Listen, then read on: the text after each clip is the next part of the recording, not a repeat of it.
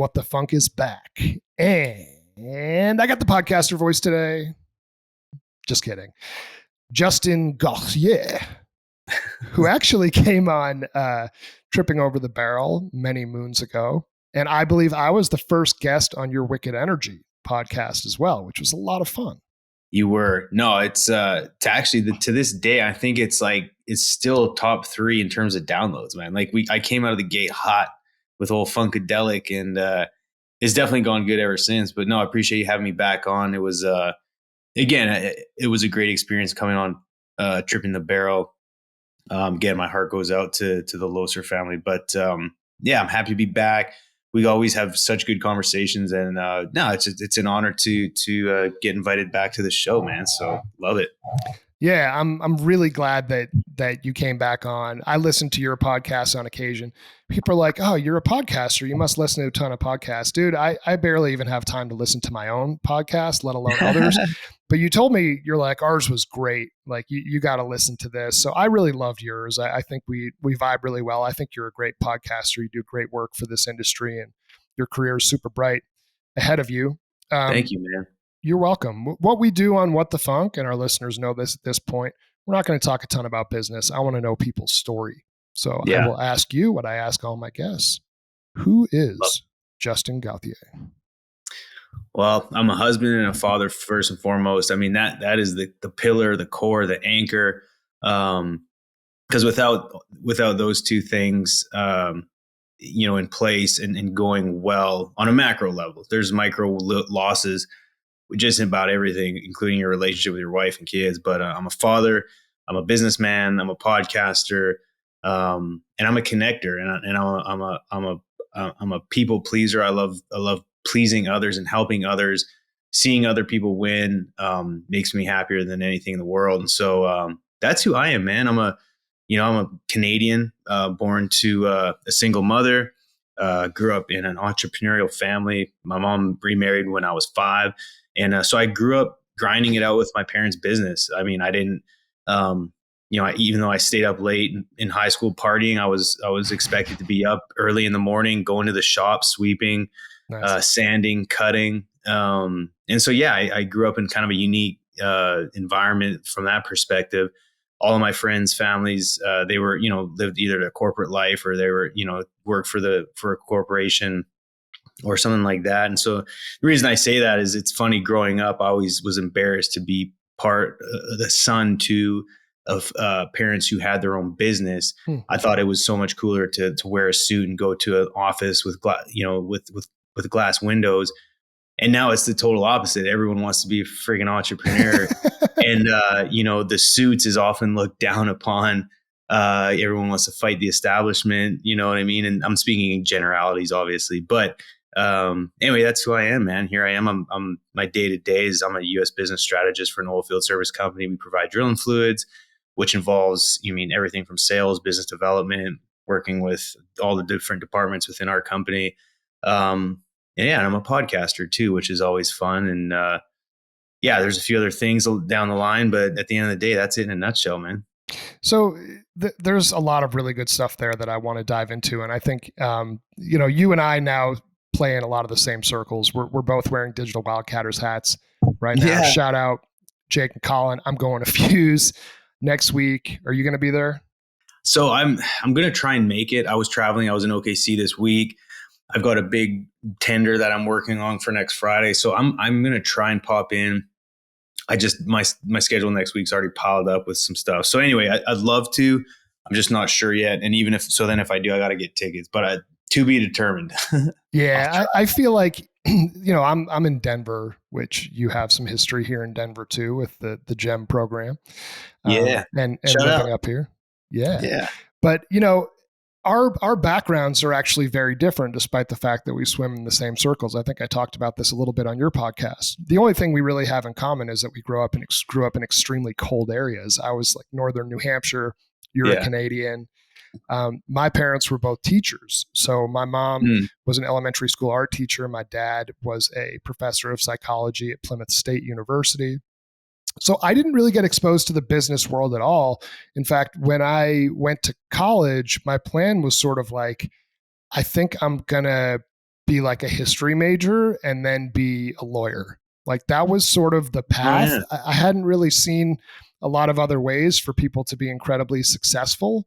And Mm, the idea of entrepreneurship was extremely foreign to me, especially then. And it wasn't really until I got out in the business world. The first job that I had was selling tech, mm, 20 years ago, and really started to see like, oh, okay, interesting. A lot of these people that are running these companies didn't even go to college or they didn't graduate from college, right? So my mindset started to shift with like, okay, so you can actually be successful not doing this in the traditional ways that I thought you had to do it when you were yeah. growing up. With you, it was quite different, right? You grew up in an entrepreneurial environment, so maybe for you, you thought, okay, this is always going to be an option, and we'll see where everything plays out. Did you go to college? Did you sort of always work throughout high school? Like, what's your career path sort of look like? Yeah. I mean, good question, right? So again, I I worked from the time I was 6, 7 years old, working for my parents. It's the only thing I ever knew, and what I what I knew was that like I didn't know really what I wanted to do, but I grew up playing sports, and so I wanted to be an athlete. Yeah. By the time grade 12 hit, I realized like, okay, I'm not going to make it to the league, so I might as well figure this out. And so, but I hated school. Like I hated it. I had a Really? hard time paying attention. Um, because of my personality and my charm, I always did well enough to win the teachers Yeah. over to give me good enough grades to pass. And I put in the work. I was good at projects, but when it came to tests, I just completely like Hmm. barely scraped by. Hmm. Mainly because I hated reading and memorizing things. I just wasn't good at it. I had too many other priorities, like I said, sports and partying. So uh, so which also helped to some degree get me through high school. But I didn't want to go to school, because I didn't know what I wanted to do, and I wasn't about to go to school and sit there learning things I didn't really give a crap about. Yeah. So after 3 years out working on a drilling rig, I went. I realized. So I always wanted to figure out who was like the top dog on the drilling rig, and it was always this dude walking around with a white hard hat that represented the oil company. And so one time we were drilling for Petro Canada, and I asked the gentleman's name who was walking around, was his gloves were bright, his hard hat was white. I was like, man, like, what do you do and how do I get there? And he basically said, man, you can either spend the next 15 years out on a rig or you can go back to school. And I said, well, what do I got to take? And he said, you do petroleum engineering. And I was like, Yeah. all right. So that night or at some point when I got to internet, I started doing some research. And then I went and did my petroleum engineering technology degree at SAIT, which is in Calgary. And at the time, like I still, the North Star was like, just make as much money as possible. And that seemed to Sure. me like oil and gas makes a bunch of money. I made more as a rig hand than I made like 3 times as much as any of my friends did who went back to school and got some Mm. like whack ass job coming out of college. So anyway, I was like, well, this seems to be the industry I need to stick with because there's a ton of money in it. And so, yeah, I went and did that and then got out. And it wasn't until a few years ago I went back to school, which I always told myself I'm never going back to school. Like I did actually really well in college, but it's because there was purpose involved, Yeah. and it was partially my own money. I was living out on my own, and it was like I didn't have the parents' parachute to like, hold me together. It was like I got to figure it out. So anyway, I screwed my head on tight and figured it out. And yeah, I mean, education was never something I thought I'd do good at, but even in grad school, I did extremely well. I actually got the highest GPA of my cohort, which is like Nice. absolutely mind boggling. But it goes to show you that hard work outperforms talent any day of the week. Yeah, and if you have both, you can go even further. No, I think you said something there that I've reflected on a lot. So for me growing up, my parents both have advanced degrees. My dad a PhD. My mom got her graduate degree as a teacher. Um, and for me, it was always like you're going to keep going to school. So I just didn't question it. And I think one of the bigger, not necessarily regrets, but insights that I took was I probably should have had a little bit more dose of the real world Mm, between high school and college. Because what happened to me was I was a good athlete in high school. I was class president. I was captain of sports teams. I had good grades, like really Yeah. kind of like a top dog, you know. And then the guardrail sort of came off when I got to college. Like, yeah, I was still doing sports, but then it's like, oh man, you know, I kind of got into partying a little bit more. And boom, before I know it, I'm there at the end of my freshman year of college. My GPA is like 2.3. I'm on academic probation. My parents are wondering what the hell's going on. We spent all this money for you to go to this elite What school in happened to little Brandeis. Jeremy? Yeah, what's wrong with you? And I think I started to see people that took a year off in between and actually worked or traveled the world. And they had a Yeah. different viewpoint and level of appreciation for the education they were getting, which I don't think I really got until like my junior year. Maybe I was like mature enough and I could kind of see like, okay, I see where this is all going. But at that point, I'd already given up half of my education to sort of just going through the motions. Mm-hmm. Which is too bad because I think my college experience may have been actually more focused on the education than the socializing and the partying. Had I like actually had more of a dose of what things could be like if I didn't have that education, right? Right. So I think your story, it actually makes a ton of sense to me. You've done a lot of schooling as you were more mature and a little bit older, and you probably got the most out of it. And, you know, kudos to you on that, because I think once you take time away, it's harder to go back. It is. But honestly, like the silver lining around the pandemic was I had signed up to go back to school once before, and then work got busy. And then all of a sudden I was like, screw it, you know. But man, during the pandemic, it was like I can either sit here and like play on LinkedIn for 12 hours a day, or this thing that I've been wishing about for years to go back to school. Like I can actually make this happen because it doesn't sound like Yeah. I'm going anywhere for anytime soon. So, man, honestly, if it wasn't for the pandemic, dude, I'm really quite certain that I wouldn't have went back. And mainly because I just don't know if I would have had the time nor the interest to sit there and reflect and be like, is this really what I want to do? Because I would have been distracted with the day to day and just hustling and bustling and, you know, just kind of going on about my business. So yeah, as the stars aligned there. Did you live in Denver for a little bit? Yeah, I lived in Denver in 2000, from 2012 into 2013. So it was a little over a year. So not a long time, but that's where I broke out in sales, like formal sales for the company I work for. Yeah, Still at the same company? I am. Yeah, Wow. I've been with them. Well, actually, I've been with the same company now since 2009, which is crazy because I'm such a well, here's a testament to the company. I mean, they're ran by sales and operations people. So from the leadership side down, like we're ran, and we know that we live and die by selling drilling fluids. Like Yep.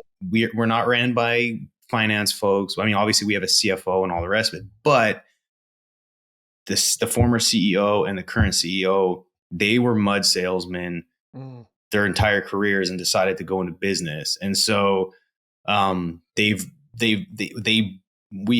breed a very entrepreneurial esque business. Like people create value where they see fit. It's very merit based. You know, there's egos and politics in any company, but I think we've done a good job of building a team of people that gets put aside for the most part.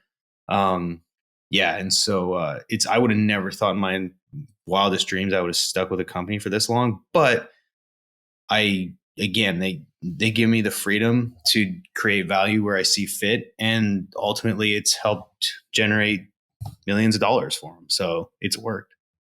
That's really cool. And I've seen this across the board where you have, you know, technology led companies, you know, founders who are engineers, founders who are salespeople, founders who are finance guys. And that really does sort of permeate down throughout the organization. So I think that's worked really well for you, since you are entrepreneurial, and that's somewhat encouraged, I think it seems like, within your organization. I Yeah. actually attribute a lot of my entrepreneurial career, which I'm about 3 years into right now, of just saying I'm going to go away from taking a W-2 and I'm going to start my own thing. Yeah. The transition wasn't that difficult for me because being a salesperson, especially a sales rep, you really learn how to kind of manage your own business, right? Yeah. Whether that be a P&L or expenses or figuring out when and where to be to get business, ensuring that the organization is profitable. That just started to kind of become a part of the rest of my life. So, and Yeah. even just down to like expenses, right? Like I'd been Yeah. using expense templates. I use a system called Harvest. I'd been using that for years. So then when it's time to like, I talked to my tax accountant at the end of my first year. He's like, dude, I really hope you were keeping track of like all your receipts and all this stuff. I'm like, oh yeah, no, here's a report. And he's like, oh my God, and you like took pictures of every single receipt. I'm like, well, yeah, like I know how to do this. Yeah. I've been a Yeah. sales guy forever. So Yeah. some Yeah. things sort of just because of my background in sales helped in terms of becoming an entrepreneur. There are some things that I've struggled with too. Like I'd never really created a real like revenue forecast, right? Like what is Mm-hmm. this going to look like to the line item, to the month, right? To the resource that is now allocated to that particular line item. And so something like that was new to me. And I was fortunate to be around some people who do have MBAs that have finance backgrounds that sort of showed me how to do things like that. But as Mm-hmm. far as like using a CRM and doing reporting to make your clients happy, tracking expenses was all very sort of natural for me. And I think you'll see too, if and when you ever decide to break out, that a lot of the things that you've already learned are very applicable to running your own business. Yeah, no, it is, and I'm very blessed to have a beautiful rock star wife who is running her own business, and it's funny because she graduated high school right away, went into accounting, took went and worked for CNRL, Mm-hmm. did accounting, we came down to the US, she did more accounting, and so like she was like, but she worked her ass off, she did well, but it wasn't until after having kids she was like, I don't want to go back to the corporate world, which Yeah. in my eyes, if I would have bet on her career, I'd have been like, you're going to be because she liked consistency. She liked, getting off and not having a phone call or an email till the next day. Cause she saw how I lived my career. And she was like, do you ever put your phone down? Like this was back in the early days of ours. And I'm like, no, like we drill wells 24/7. Like you don't Right. turn the lights off and then we have to stop drilling wells. Like this shit goes on to all day, every day. And, and then over time she was like, oh, okay, she just learned to accept it. And she acknowledges just like the demand. But I say all that to say is like, she's actually the one who decided to ditch the W-2. Well, I mean, when we had kids, she did. And then she finally ended up wanting to start her own business. And now she's an entrepreneur and lives and dies by, like her scorecard, not the companies. And so it's like, and she's responsible. Like she's got a few rentals. She does multifamily. And so she has a real estate company. And it's interesting because a lot of the stuff that I do in my career, that I've learned in my career, and even, growing up in a family business, it's like I can help her, even though I'm part owner in a business and I can say Wicked Energy is a business. I mean, Sure. it's small revenue generating and, there's expenses and stuff, but that's like at such a small scale. Like my 8-year-old daughter could run Wicked Energy. You know what I mean? Like it's not that difficult, but it's fascinating to see my wife and what she's been able to do. And so although I live in the corporate world, my better half is living the entrepreneurial life. And it's like, she runs her own Airbnb and she got a call one night at like 10 o'clock because the people didn't have toilet paper. So she ran halfway across Houston to the 5th Ward to go drop off toilet paper. And it's like, these people couldn't have went to CVS, which is right across the street, and got some damn toilet paper, So like she's the one getting those midnight calls now. And someone couldn't get in at like 3 a.m. And so Airbnb called her and it was just like she's living it, you know what I mean? She's running P&L, she's running, numbers and, underwriting deals. And like, so I get a taste of it without being like directly involved. I'm like her biggest cheerleader basically. So. Yeah, and you get to see the fluctuations, just like in oil and gas, right? Where we're so commodity price driven. Now you're in the the mortgage space and the rental space, right? In the housing market. So you're very keen on trends. Yes. In part from what you see yourself on your day to day, and additionally what your wife sees. I have a kind of a personal question for you. Hell yeah. And somebody asked me this on a podcast earlier, which I thought was pretty cool. This was a younger guy. He's an entrepreneur. He's just all about his businesses. And his wife is pregnant. He's about to have his first kid. And I can tell that he's nervous about that. Just like I was nervous before I had my first kid. And like, how is this going to affect me and my business and sort of like my own personal, maybe even selfish desires for financial success or Yeah. business achievement. And I have my own sort of views on that, but I'm curious, like, what shifted for you when you had kids? Did you feel like your heart became more full? Do you feel like in some ways it created more challenges? Like you worked harder, you didn't have time to work as hard? Give me sort of your sense now that you got a couple of those little ones running around. What Yeah. has having kids done for you as it relates to your own professional life? I'll be honest. So like growing up an only child, I didn't have to worry about anyone else. It was Mm, like, it was all about me. Right. And so, and then, having a wife, I had to really give up that. I had to become way more selfless. Like it was like like our time together meant a lot. And so it wasn't always like I could just do whatever I wanted when I wanted. I finally yeah. realized like, like giving a heads up to her that I want to do something is probably is probably a good thing. And so, and then fast forward to having kids, I was like, holy shit. So it was extremely difficult from the sense that like I had to put others before myself. Yeah. And I did a great, I feel like I did a good job doing that, or else I probably wouldn't be married anymore. But it was like really thinking like in the macro is like, I'm probably not going to be able to work 12. Cause when I was working before we had kids, like I loved what I did, and my hobbies were work. And yeah, I did like some things here and there, like on a daily basis. But like at the end of the day, is like I just loved working and doing Mm. what I did. And so it was like it was hard for me to really like, oh, like I gotta play with a baby that like there's no ROI there when I could be like focusing Uh, on building relationships with clients or traveling and doing this and that. So it was challenging for me at first. I really had to like find a greater purpose for who I was. And I'll never forget is like, I got to a point where I realized that as a father and having kids, you have a great responsibility to raise good humans to impact the world. And I that's always right. wanted to like please others and do things for others. And I realized like if I look at a macro timeline, like they're only going to be wanting to hang out with me and do things with me for like less than 10% of my life, like, or if Yeah. that, whatever that Yeah. percentage is fairly small. And so I just like took it upon myself. I was like, okay, like I really got to put in the time. And if that means my career growth slows down, that's totally okay. Such as long as I raise great human beings that can impact the world in a great way, then like that's what life's about. It's not, how far I can make it, how much money I can make, and how many titles I can acquire along the way. And it's like, and so I realized, okay, like I need to get off my high horse and realize that there's a greater purpose to life than the like monetary returns that you get from working your ass off. While are still important to some, including myself, I love it, but it just made me realize there's more to life and just like chill the F out. Like work's going to be there the next day. And Yeah. then it came down to like communicating with my wife. Cause that was another thing is like really, anyone who has kids knows that like having kids tests your marriage. And Yeah. so I really put focus on trying to make sure that like she was good, and really I had to work on listening. Like my listening skills are terrible because I hear one thing, it goes out the other, and because my brain's thinking of something different. So there was a lot of stuff I had to work on, and I still do. But I mean, that's a freaking long ass answer to a short question. But to sum it up, I would say it made me way more selfless.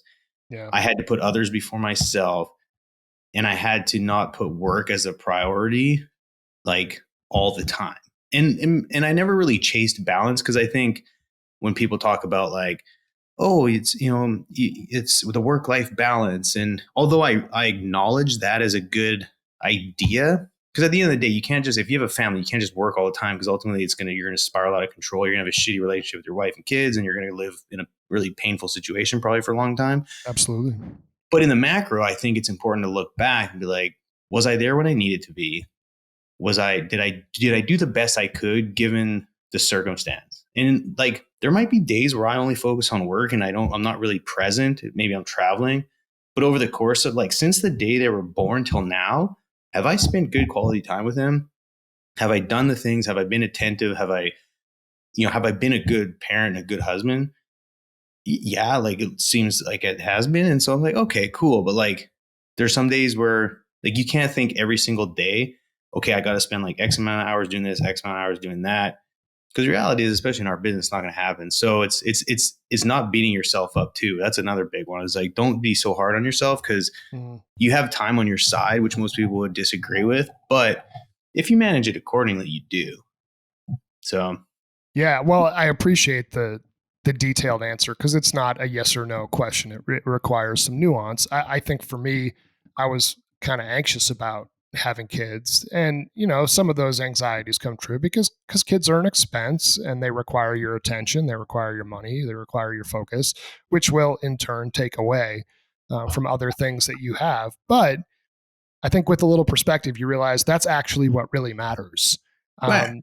Because you a friend of mine who's actually Canadian said this to me a little over a year ago. I forget the context of the conversation, but he said, I think I was complaining about business or something. He said, Jeremy, like you're going to have a lot of jobs, but you're only going to have one life, right? So it's going to be really important for you to look Hmm. at, are you happy in your day to day?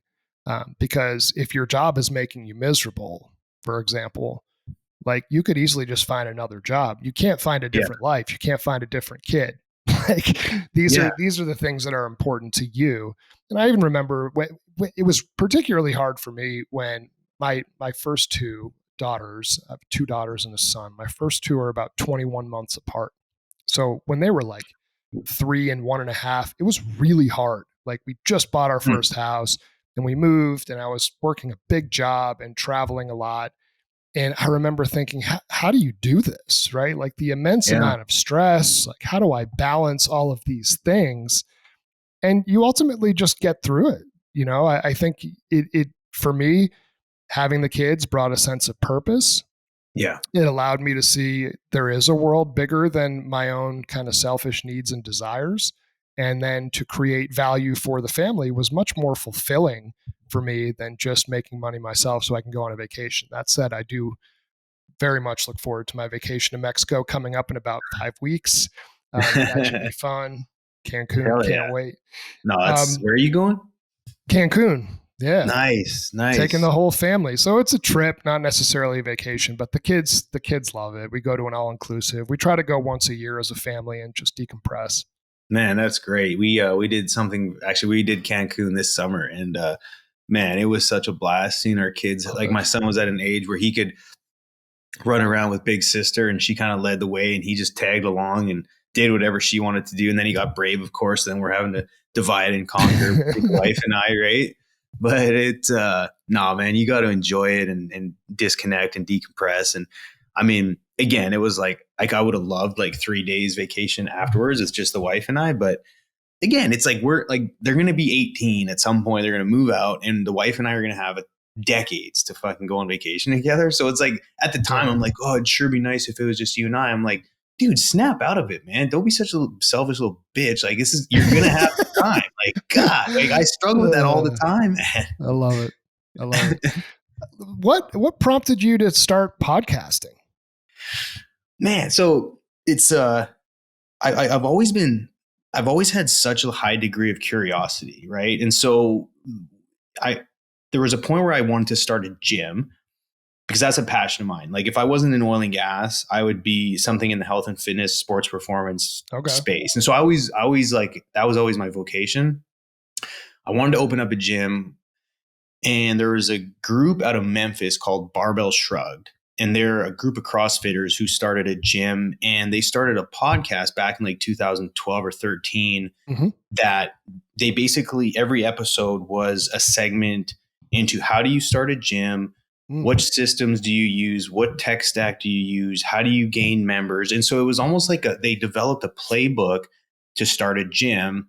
So I listened to that for like like however long, and then I was like, this podcasting thing's crazy. I'm like, there's like I would pay for this information, but these dudes are out there. And then I realized I'm like, oh, they're actually selling something on the side, but they're using this as Right. a platform. And so I just thought it was like such an interesting platform. And then I was like, well, if they're talking about like like health and fitness and opening up a gym. I'm like, I spend so much time driving and listening to shit. I'm like, surely someone has a podcast on like oil and gas stuff. And so of course I type in oil and gas, and lo and behold, Mark LaCour's oil and gas this week, OGGN pops up. I'm like, I'll subscribe to that. He was like the only one at that point, dude, right? For so long, like for probably 2 or 3 years he was. So anyway, I started listening to him, and then I was like, man, I could do this podcasting thing. Like I love BSing with the boys and whoever. And I was like, I could do this. Like it'd be fun. And so then there was an opportunity when Jake was still there. He had mentioned on one of the episodes that they were looking for sponsors for happy hours. So I reached out to Jake. I was like, hey, I'm a young dude in oil and gas. I think I'd really love to, be a part of this OGGN thing you're doing. Yeah. And I'd love to sponsor a happy hour. Well, they didn't have any room available for that because they had already booked it up. Well, then I met with Mark and Jake because they were looking for sponsors for another podcast. And at the time, my employer was like, we're not spending that kind of money on a podcast. Are you kidding me? Right. And then Mark, after that meeting happened, we had lunch, and he was like, dude, he's like, I think you'd be a great podcast host. Would you ever want to do a podcast? And I was like, dude, yes. Like I want to so bad, but I have no idea what to do. He's like, okay. How do I do it? Yeah. I was like, give me a microphone and I can freaking give her. But I was like, I don't know how to do it and put it online and all that. And he's like, we got you. Like, you just figure out what you want to talk about, and we'll get you the equipment, and it'll be plug and play, and you just record and then leave the rest up to us. And I was like, sweet. And then, so that's how that started. And then the rest is history. That started in 2018, January 2018, I think. So you were early. At least for oil and gas podcasting, you were pretty early. And you've done hundreds of episodes now? Yeah. So I'm on like 70, almost 80 for Wicked Energy. I think I did 140 or 50 for OGGN. Then we're at over 200 with the Flow Line, which is the one I do for AES drilling fluids. Oh my God. So you've done like 350 podcasts? I think I tallied it up. I'm over 400 episodes recorded. Yeah. Dude, they're going to retire your jersey in the oil and gas podcasting Hall of Fame. I don't know, man. There's so many other good ones out there. And it's funny because like you would think that if I've been doing it for this long, like I'd have like thousands of downloads and like millions of impressions, but it's like, dude, it is a grind. Like, oh yeah. I don't even look at the downloads anymore. Cause I'm like, I don't either. It's not that it's discouraging, but we're in such a niche ecosystem that unless you're like spending marketing time and effort and dollars to pump out the podcast, right, it's hard to scale. But you know what? I'm totally cool with that. Like I'm going to do this for the rest of my career. So whether I have 100 downloads an episode or I get 1,000, at this point, I don't really care because I'm putting out good content. I'm having good conversations, and people are listening to it and hopefully learning something. So it's like, whether it's 2 people or 200, I don't really give a shit. All you need is a few people to get value out of it. Every once in a while on these podcasts, will be like, I don't know who listens to this. And almost like clockwork, 3 or 4 people reach out like, dude, I listened to it. I listened to all your episodes. Well, like, dude, what? So perfect example, right? Like it's about providing value, right? Yeah. So I had a dude on from Donovan Ventures. He was, and his name is Jordan Stone, young kid, super sharp, man. Grew up in around Shreveport, I think. So he was like very exposed to the Haynesville, but just an overall, like he's just a great guy. And he's like 20 some years old. He's big in the EFT space too, which is cool. Right. And so, anyway, I had him on and he sent me a text message. He's like, dude, like, thanks again for having me on the podcast. I've had so many inbounds that like, I couldn't thank you enough for this. I'm like, I don't even know what those inbounds did for you, but like, I'm so happy to hear that. So like, to me, that was a win. Cause honestly, I didn't know if the episode was that great. It's kind of hard to judge. Yeah. Cause like, how do you judge it based off of downloads? I don't know. Like, I guess. But at the end of the day, it's like he got something out of it. And I was like, fuck yeah. Like that to me is the best thing in the world. Yeah. I mean, all you got to do now is ask for 20% of whatever revenue comes from those inbounds for him. And you got yourself a real business. Now, man. I mean, that's fun, man. Like I used to, right? Like, yeah, show me the bag, bro. Come on, man. When do I get an advisory seat at Donovan Ventures? Dude, I think that Tim and I, especially the first, 65, 70 episodes, we used to pour over the stats. Like, how many downloads did this episode get? We'd check a day or two after the podcast came out. And then we'd check and look back. How did this affect previous recordings? Because when somebody new comes in, like, you're going to bring some of your audience now to What the Funk. People are going to start going back and listening to some old episodes, right? Yeah. That's the beauty of podcasting. It's sort of the gift that keeps on giving content wise. Yeah. So Tim and I would pour over it. And I remember I was about 50, maybe 60 episodes in, and I had two of my best friends over at my house, and they're like, so podcasting, like, is that going well for you? And I was like, yeah, it's cool. And I said this with like no hint of ego. I was just casually like, yeah, I mean, we've got like 30,000 downloads. And they're like, you fucking serious? I'm like, yeah, what, is that a lot? And they're like, that's crazy. I'm like, oh, I did, like, compared to Chuck Yates, that's like 10% of what he gets. And they're like, dude, you've got 30,000 downloads of people listening to your stuff. I'm like, well, and that's not totally an accurate number because it might not capture views. Those are just on Spotify, blah, blah, blah. Right. So it's just subscribers. It wasn't like as clean of an art to mathematically track all these downloads. But dude, Chuck's episode on tripping over the barrel must have done, I don't know, 3,500 downloads or something like that. And that was like, that skewed the rest of the numbers. For the most part, it would be somewhere between like 400 and 600 downloads, which I still thought was incredible. Dude, and that's just really good. Really good. I haven't checked What the Funk at all. Like, I honestly have no idea how many downloads, and I just don't care anymore. I do this because I really enjoy the camaraderie and talking to the guests. And if somebody gets value out of it, then they get value. And I've talked to my good friend, Stephen Hatcher. He's kind of building a new persona for himself out there as minerals guy. Sweet. In the oil and gas space. And he was a little bit hesitant to build his brand and start putting content out there. Why? And yeah, right. But see, you and I think like that. But for him, it was just such a big leap of faith because he didn't have a big online presence. He didn't have a brand. Then he's sort of like, but what if it fails? And I go, but what if it doesn't? Right? What if 15 people listen to one of your podcasts or click on one of your posts and 2 or 3 people come to you and you get business from it? Wouldn't that be a success? Even if only a meager 15 people listen to your podcast or whatever? Like, isn't it about the value you could get? He's like, oh, I didn't think about it like that. See, I think people want to get into this and think like this is going to be a grand slam. And it's like, you know what, dude? Like a bunt single when it comes to content might work too. Dude, that's right. I mean, I'm so, it's funny that you say that. Like some episodes, like for instance, I had Doomberg. I don't know if you're familiar with Doomberg. I mean, I feel like I've seen him on Twitter, maybe. Yeah, he's got like, so him and his team, he's the green chicken, and he's got the biggest, or I say the biggest, depending on how you measure it, but I think he's got the most downloaded and highest revenue generating Substack in finance and economics. Like, nice. Like he holds that top place. Well, I had him on, and my YouTube episode, the YouTube got like almost 13,000 views, which is like, that's a lot, dude, on YouTube. That's crazy. Yeah, like it had got like quadrillion more than, like, most of them get like anywhere from like 50 to 80. Like I'm kind of like in that range. Totally.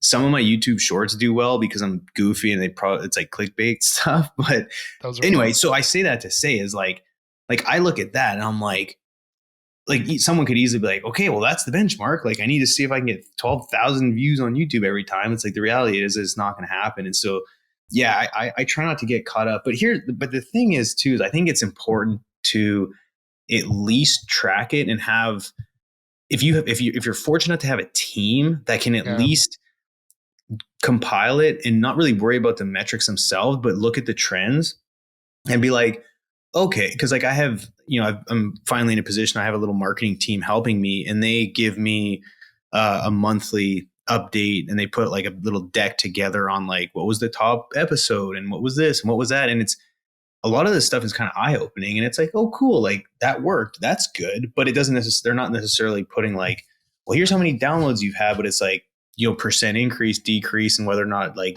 it's growing, and overall like the ship is heading in the right direction, but it's so slow. Like I actually had Peter Perry on my podcast before this, and he's branding himself as the climate banker. He's an investment banker, lives in Juniper, Florida.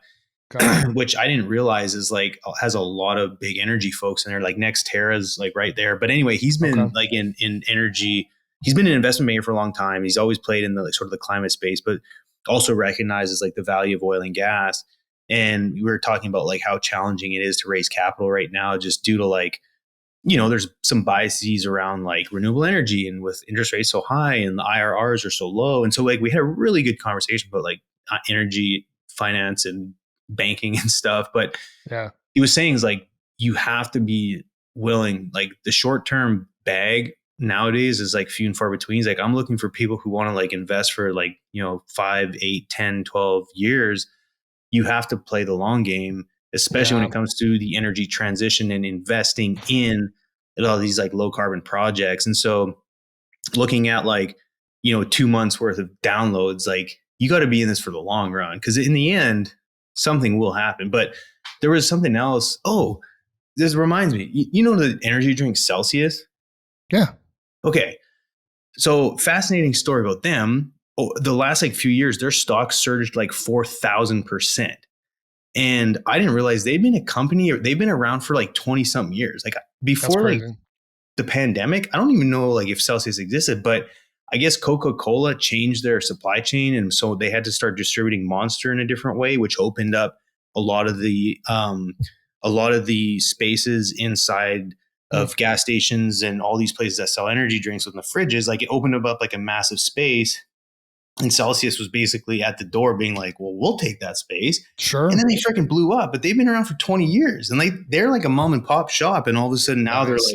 they're worth like 3 lifts or something like that. Like it's insane. So you got to be willing to fucking hold your breath. You know what I mean? It's so against our nature as human beings, though, because we're all chasing that short-term win, right? We want that dopamine spike where we can get it, and thinking long-term is difficult. I have a number of projects. Funk Futures is completely bootstrapped, self-funded, but I have some technology companies that are on the side that are starting to grow a little bit, and I'll start talking about them more when they're ready. But Yeah, but bro. those have investors. And to me, like I wake up every day with this guilt that I haven't returned their money to them. And I think that these investors go into it with the mindset of, well, this is like a longer term play. And generally they're a little bit older.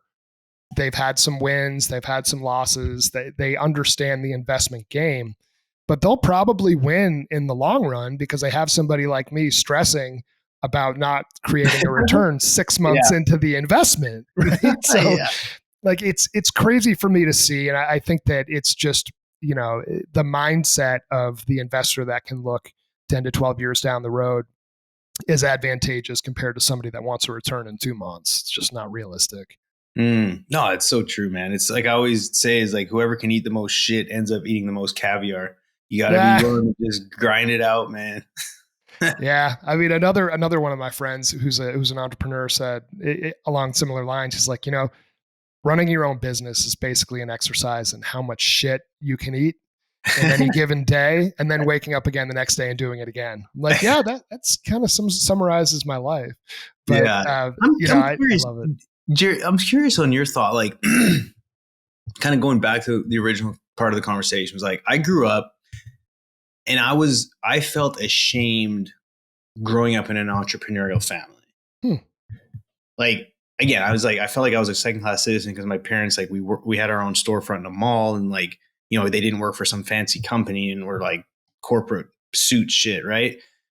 Well, then fast forward to like, I don't know, call it the last 10 years, like hustle culture came along. Yeah. Then like entrepreneurship became like glorified. And now I say everyone, this consent, like when you look at it, it's like entrepreneurship is like kind of like everyone's like, I want to just start my own thing. I want to start my own business. I want to have a side hustle.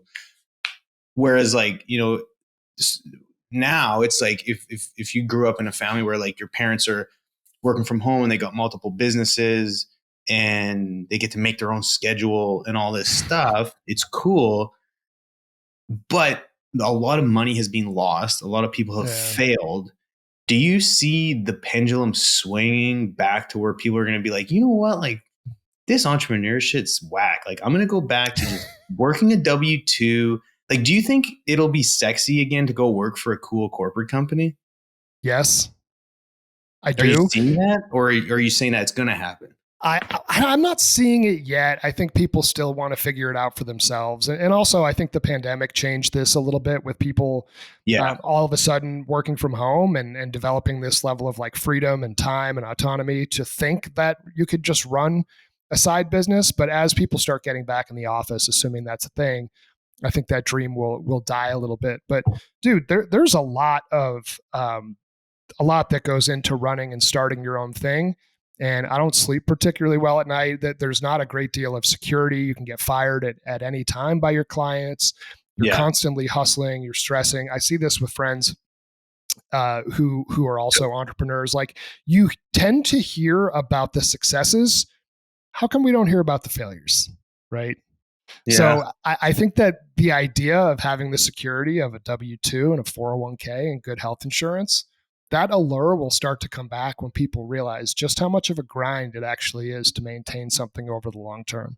Yeah. Yeah. Because the reality is like, while people might have entrepreneurial tendencies, which can be applied in a company like mine, Sure.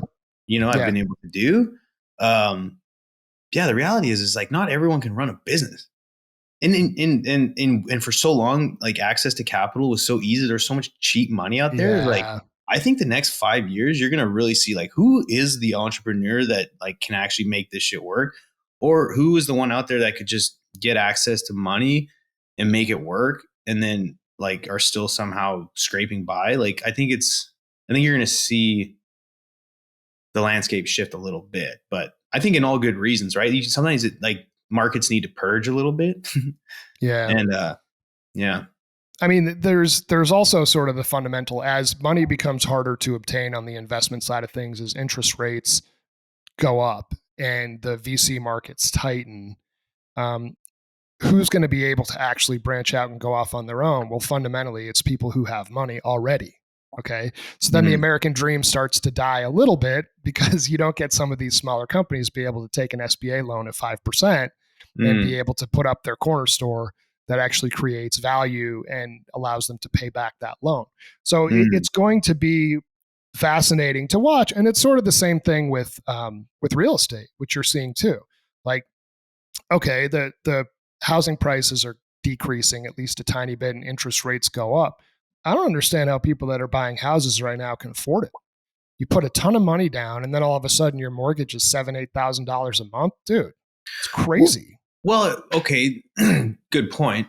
But there's always going to be buyers and always going to be sellers. I It's think true. what people were buying 5 years ago looks totally different than now. Like, my brother-in-law is a perfect example. 5 years ago, he could have bought a nice place out here in Katy for, I don't know, call it 400 and some $1,000, and it would have been probably, a beautiful, nice new home, whatever. Yeah. But now, while he's still, actually, they just closed on it, what he can afford relative to like the house he could afford then, now relative to the house he can afford now, like he's having to accept the fact that he's going to live in a different area Mm. and he's going to live in a much smaller home.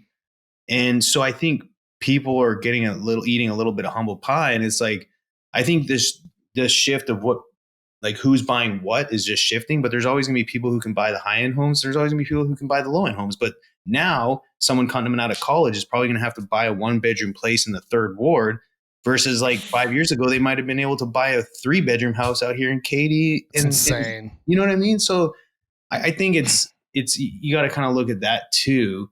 And I think the whole like home ownership game is changing. Like, I think a lot more people now are just going to suck it up and rent and be like, Yeah. why would I dump a bunch of money into this home when I could just rent and still have, and then I could invest whatever I have instead of putting 50 or $100,000 out on a home. Yeah. I'm going to put that in something else. Maybe I'll be conservative and put it in the S&P or whatever.